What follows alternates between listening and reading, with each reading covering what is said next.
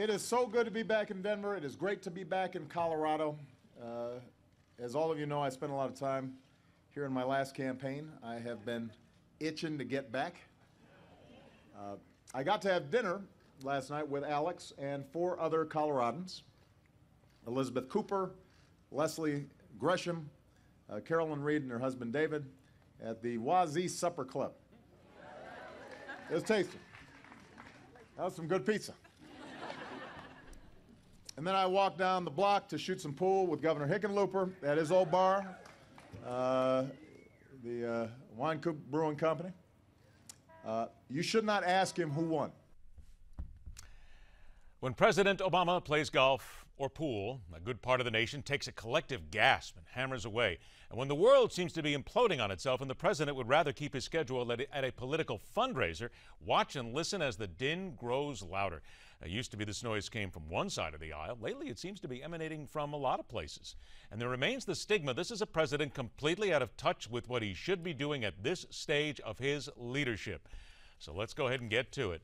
First up, the host of Steel and Ungar on Sirius XM and the senior political contributor at Forbes from New York, Rick Ungar, joins us. And GOP strategist, consultant for conservative presidential candidates, Alice Stewart, joins us. Thank you so much for being here, both of you. Great to be here. Thank you. Good to be here, Ed. Alice, I'm going to start with you. First of all, ladies first right here. What's so wrong with going out and raising money? Come on. What's wrong with it? That's what every politician does. Nothing's wrong with it. Perfectly fine.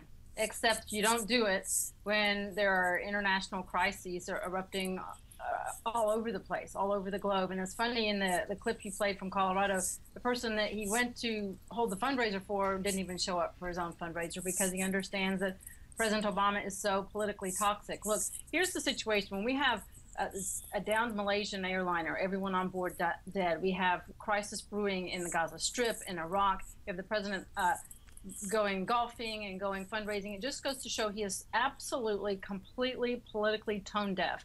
These are situations when we have these international foreign policy emergencies. He should be at the White House. He should be in the situation room. He should be surrounded with his top advisors and looking presidential. Instead, he is looking like he's passing the collection plate at the Baptist church.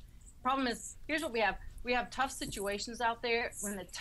When the situation gets tough, when things get tough, the tough get going. President Obama goes golfing and goes fundraising, and that's not what we need for the president of the most powerful nation on earth. All right, Rick, it's going to come to you next. Same question here. I'll throw it the same way as many people do. Come on, you're out raising a little money. All politicians do it. Go for it.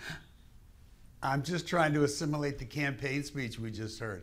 Look, I mean, you know, there actually is a serious question here, but it's not the one everybody always goes to. It's not a question of whether or not he can do his job, no matter where he is, because let's face it, every president travels with the presidency. There's just nothing to argue about there, and anybody who knows anything knows that's true. We've been hearing this nonsense, depending on who's in the White House, for every president in my lifetime. But I'll tell you what is important. I do agree that the optics of the presidency matter. The optics of leadership do matter. And there are, in fact, times when it is best that the president be seen sitting in his office at the White House. If we base that on every time there's a crisis, there's always a crisis. The president would never even be allowed to go to sleep if we apply that rule. He'd have to stare at a wall 24 hours a day, solving whatever the crisis is. Now, I criticized the president when, instead of going to the border some months ago, when that was still a crisis — we keep changing crises every week — I criticized him for going to a fundraiser on that trip. I thought it was bad leadership optics. But you know what? The president's a person. He has to relax from time to time, too. I don't want a guy sitting in the White House who never gets out of his presidential head and gets some relaxation. It's kind of silly that we as grown-ups continue to play this ridiculous game, and that goes for Democrats as well as Republicans. I'm going to throw this. You know the president is always the president. I'm going to throw this in here right now because you just used the catchword now. Optics. That seems to be what everybody is floating on these days. So, Rick, to you first on all this. The optics. Is the American public simply too focused on the optics only because the media makes it a focus, because we have that 24/7 media? Absolutely right on the money question. Good for you, Ed. That's exactly what it is. You look at how the media reacts. You know, I just said that I was talking about back when the border was the crisis. The media keeps changing the crisis every week. And it's as if that crisis that was the end of the world last week, it's all gone. It doesn't matter anymore. And here we are sitting here talking about what the president's doing at a fundraiser. Do you know how long the president usually spends at a fundraiser? I've been to them. I've followed him. I've covered him. About 20 minutes at a good one. That is not interfering with it. But yet the media makes this big fuss. Go out and ask a Democrat if they have a problem with it. Nah, it's fine. Go out and ask a Republican. It's the end of the republic. And by the way, if you put a Republican president in the White House, just flip the situation, because the Democrats will be just as stupid about it when they're not in power. I'm glad you said that part about ridiculous. the Democrats being just as stupid, because we're They going to will call be. you on that in a They couple will of be. years. But let me now throw it to Alice on this. Alice, same Well, thing. you won't have a Republican in the White House in a couple of years. Wait a minute. We'll wait for that one to go ahead and lay there for a second now. or two. Fast to work on that. Hang on, Alice, here you go. First of all, same thing. This ridiculous focus on optics that we have. Sure, 401 fundraisers, but again, playing devil's advocate, is not the president on the job 24 hours a day? And I'm going to also throw it to you on this side. Aren't those optics just kind of foolish to keep getting caught in them? With all due respect to Rick, I hear where he's coming from, but the truth of the matter is the media is not the one drumming up new crises every week. The mainstream media has been carrying this president's water for 6 years. They're drowning in it, and they're insulted by the fact they continue to be misled on these various situations, that these crises that are created by the president's own failure of leadership. So that, once we get that out of the way, these crises are the result of failed leadership. True. And this is not the media drumming this up. And we talk about the optics. I agree.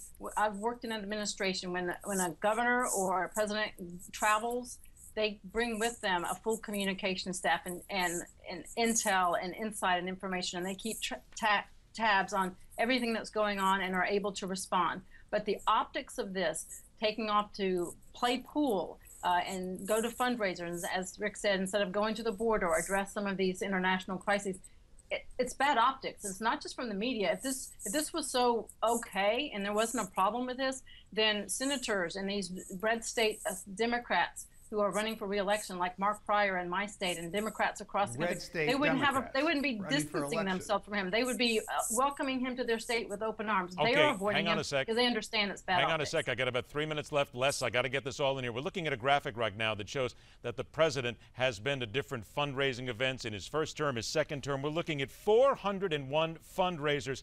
Rick, come on now. The American people do not elect a president to go out and fundraise. They elect him or her to be in the White House and do the business of the president, not to go out and try to raise money for other Democrats/Republicans to be elected. Fair? Really? Is that not fair? When did the American people... No, it's not fair, because Okay. when did they start doing that? Let's look at the reality. If you go back in time, you will see that Bill Clinton, at this point in time, had racked up way more fundraisers. Now, you could say he's a Democrat. In fact, George W. Bush did not do as many for a very simple reason. He kept pace with Obama, or Obama kept pace with him, until about this time in the second term, when, quite frankly, there were no Republicans out there that wanted George W. Bush to show up at their fundraisers. These guys all do it. And let's talk about Congress. I don't care if you're a Democrat. I don't care if you're a Republican. Your priority from the day you get into office is fundraising. Now, I don't like it any better than you like it, but you know how you fix it? You don't fix it by telling politicians they can't fundraise. You fix it by taking fundraising out of the equation, by instituting a system where everybody gets the same amount of money from the government, like in England, and go and run your campaign. Now we can vote for you based on who you are and what you say. Okay, there you go. Alice, we have 1 minute left, a little bit less. You get the last word on that. Certainly, I think the priority being fundraising will probably sit in your craw. Oh, sure. I mean, money means momentum. Money means people support your message. Money, in turn, in the end, equals votes. And that's just the way politics works. But the key is just the main principle here is that while fundraising is clearly something that the president likes to do, he wouldn't be doing it if he wasn't raising money. Clearly, the Democratic Party in Washington sees this as value, good use of his time.